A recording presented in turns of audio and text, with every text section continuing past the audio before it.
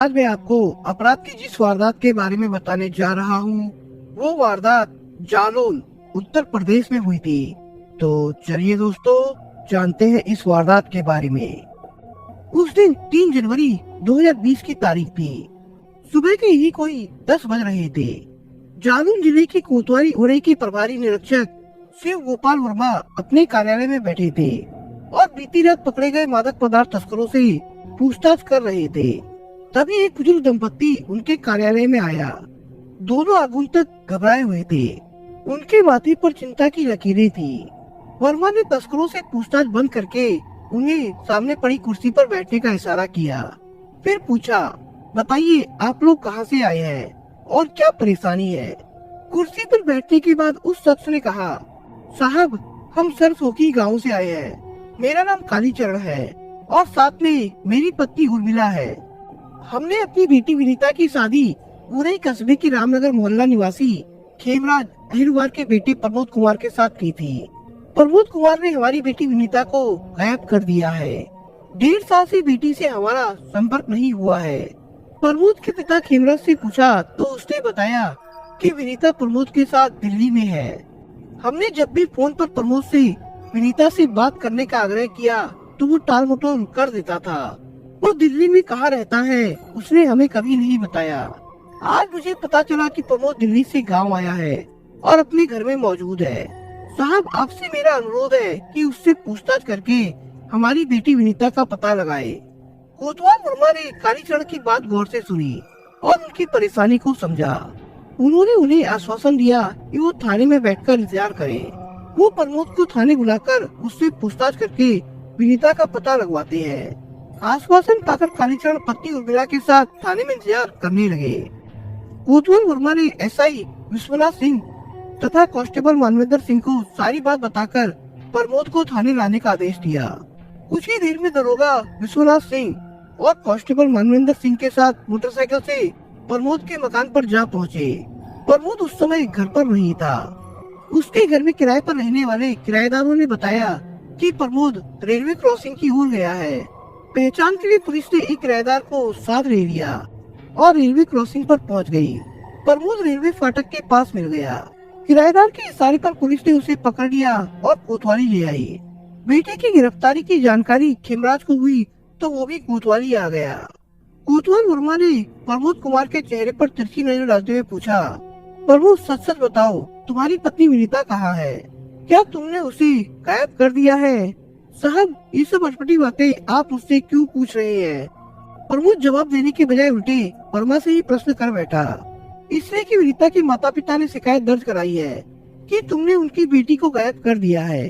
पिछले 1.5 साल से तुमने न तो उनकी विनीता से बात कराई और न ही मिलवाया, न ही तुमने उन्हें दिल्ली में रहने का अपना ठिकाना बताया। कोतवाल ने कहा, साहब ससुराल वालों से हमारी पटती नहीं है, जिससे मैंने उन्हें कोई जानकारी नहीं दी। प्रमोद बोला, तो अब बताओ कि विनीता कहाँ है? वर्मा ने पूछा। वो दिल्ली में है, प्रमोद ने बताया। उससे फोन पर बात कराओ, उन्होंने कहा। साहब विनीता के पास फोन नहीं है, इसलिए उससे बात नहीं हो सकती। देखो प्रमोद, तुम पुलिस को गुमराह करने की कोशिश कर रहे हो। मैं तुमसे आखिरी बार पूछता हूँ कि विनीता कहाँ है। लेकिन प्रमोद ने जुबान नहीं खोली। तब वर्मा का गुस्सा 7वें आसमान पर जा पहुँचा। उन्होंने दरोगा विश्वनाथ सिंह तथा सुशील कुमार परासर को प्रमोद से सच उगलवाने की जिम्मेदारी सौंपी। वो दोनों प्रमोद कुमार को अलग कमरे में ले गए और उससे जब सख्ती से पूछताछ की गई तो वो टूट गया। उसके बाद उसने विनीता का जो राज खोला उसे सुनकर पुलिस भी दंग रह गई।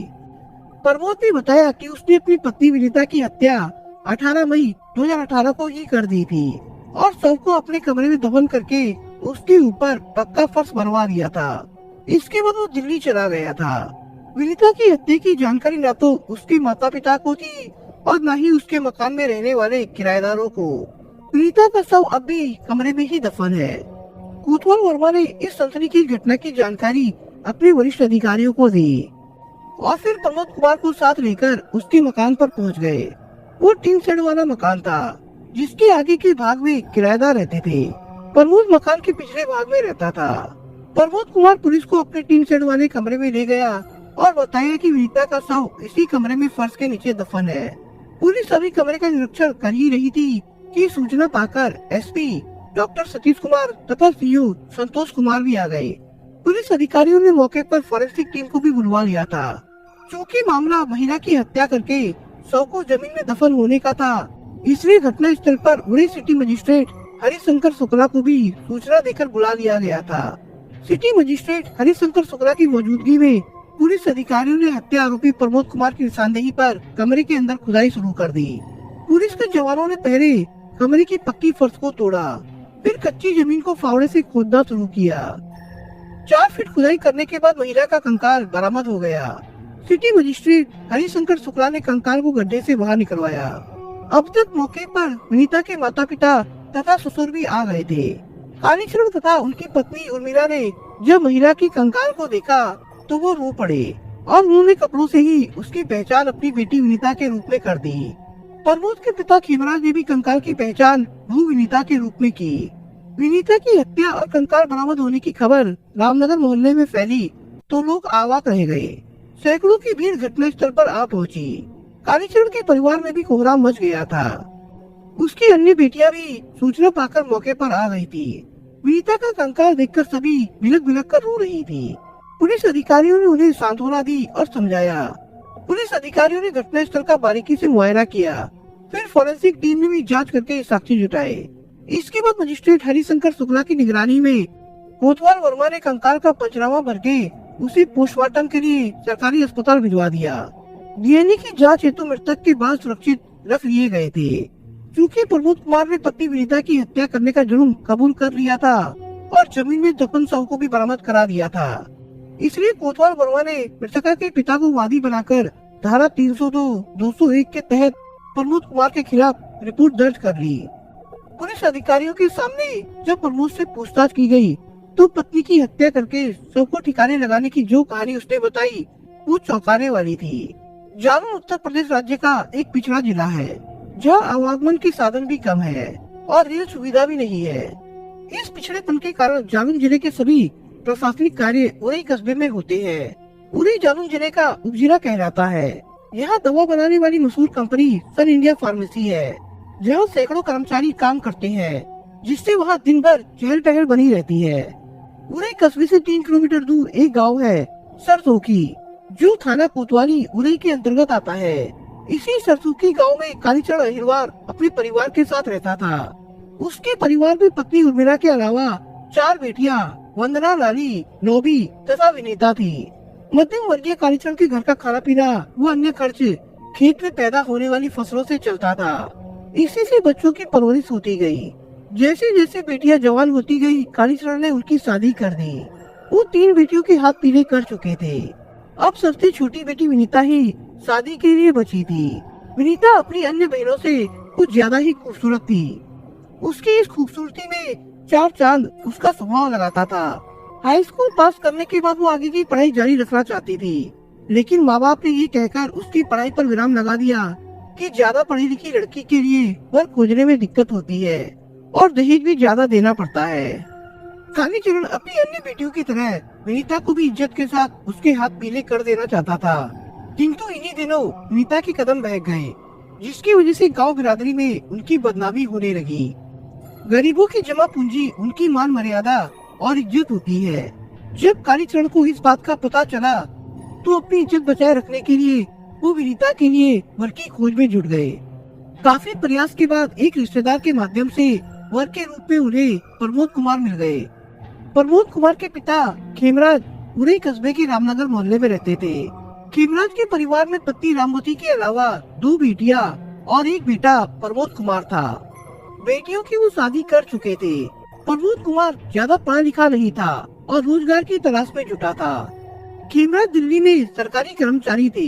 सरकारी कर्मचारी होने के साथ साथ उसकी खेती की जमीन भी थी। उसकी आर्थिक स्थिति मजबूत थी।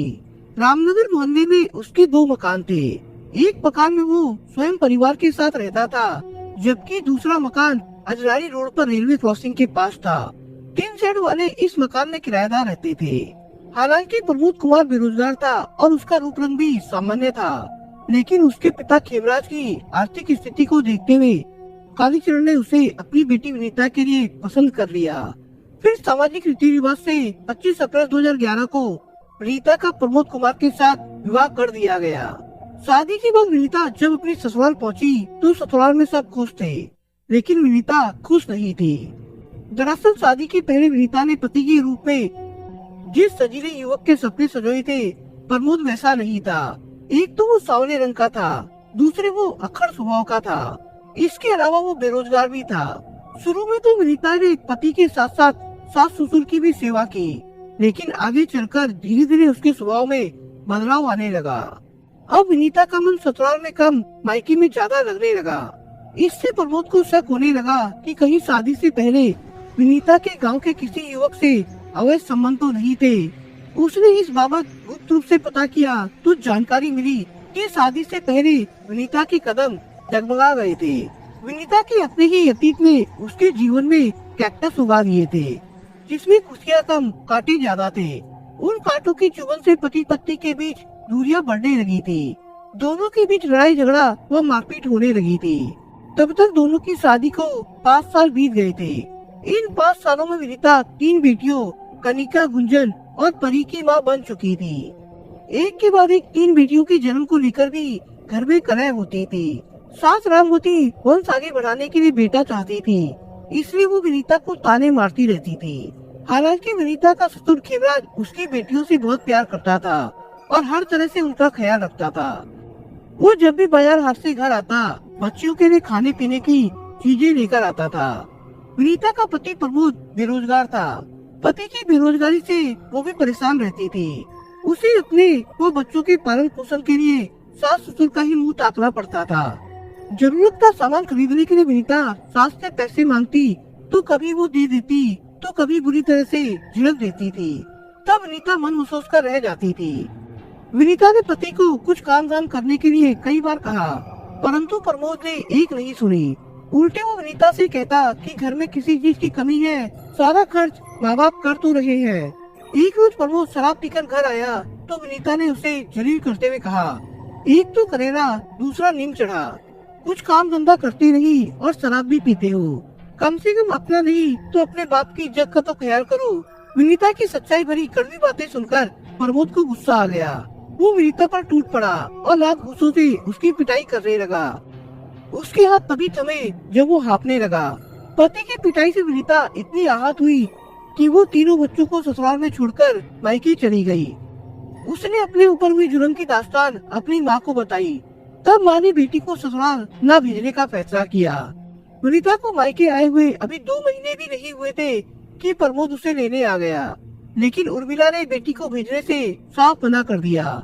उसने कहा कि वो ऐसे निठल्ले के साथ बेटी को नहीं भेजेगी जो उसे प्रताड़ित करे। सास ने जलील किया तो प्रमोद मुंह लटकाकर वापस लौट आया। बहू के चले जाने से खेमराज की भी मोहल्ले में बदनामी हो रही थी। उसकी पत्नी रामवती का भी गली से गुजरना दुर्भर हो गया था। पास पड़ोस की महिलाएं विनीता को लेकर तरह तरह की बातें करने लगे थे। इन्हीं बातों पर विराम लगाने के लिए खेमराज विनीता को लाने उसके मायके पहुंचा और कालीचरण से बच्चों की परवरिश की खातिर विनीता को भेजने का अनुरोध किया। काफी विचार करने के बाद कालीचरण ने बेटी को समझा बुझाकर ससुराल भेज दिया। इस बार विनीता ससुराल आई तो उसके तेवर उग्र थे। बात व्यवहार करने का तरीका भी बदल गया था। शायद पति द्वारा किया गया अपमान उसे सता रहा था। जब वो बीते पलों के बारे में सोचती तो उसकी आंखों में गुस्सा उतर आता। सास उसके काम में रोका टोकी करती तो वो उससे झगड़ा कर बैठती। पति को भी वो करारा जवाब दे देती थी।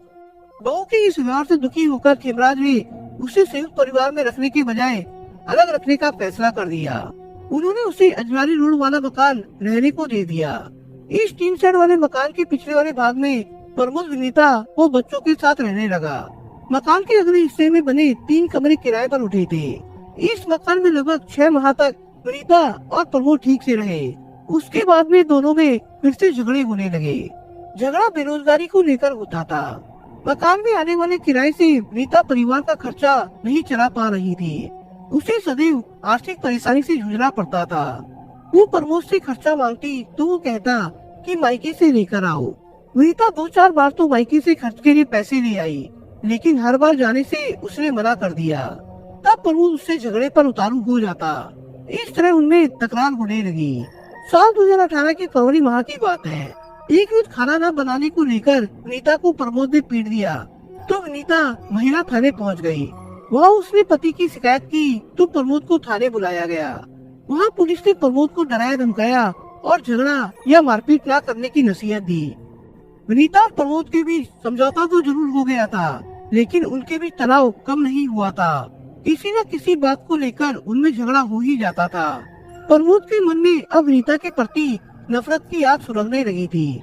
ये आग जब सोना बन गई तो प्रमोद ने विनीता की हत्या करने की ठान ली और हत्या की गहरी साजिश रच डाली थी।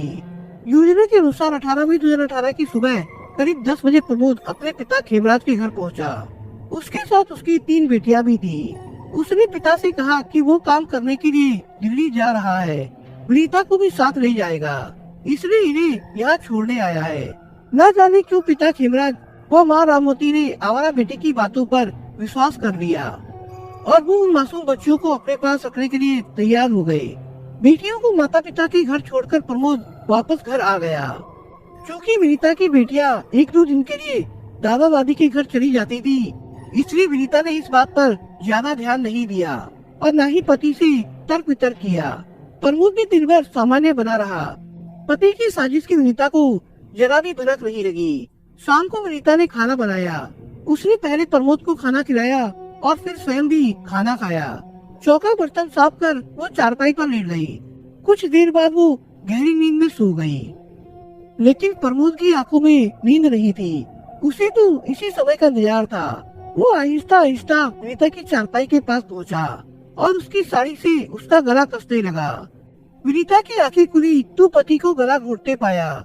उसने बचाव का भरपूर प्रयास किया, लेकिन सफल नहीं हो सकी। कुछ देर छटपटाने के बाद उसकी मौत हो गई। पति की हत्या करने के बाद प्रमोद ने रात के सन्नाटे में कमरे के अंदर फावड़े से करीब 4 फीट गहरा गड्ढा खोदा और उसमें विनीता का शव दफन कर दिया। दूसरे दिन वो ईंट की गिट्टी लाया और कमरे में बिछाकर दुरूर से खूब कुटाई की। फिर राजमिस्त्री से कमरे का फर्श बनवा दिया।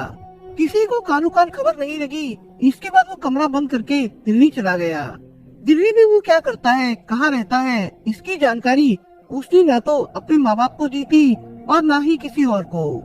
इधर जब 3 महीने बीत गए और उर्मिला की बेटी से फोन पर भी बात नहीं हो सकी, तो उर्मिला अपनी बड़ी बेटी वंदना के साथ उसके घर आई, लेकिन कमरे में ताला लटक रहा था। वो रामनगर स्थित विनीता के ससुर खेमराज के पास गई। खेमराज ने बताया कि विनीता और प्रमोद दिल्ली में है, बच्चे उसके साथ है। प्रमोद दिल्ली में नौकरी करने लगा है। उर्मिला ने खेमराज से प्रमोद का मोबाइल नंबर लिया और फिर प्रमोद से फोन पर बात की।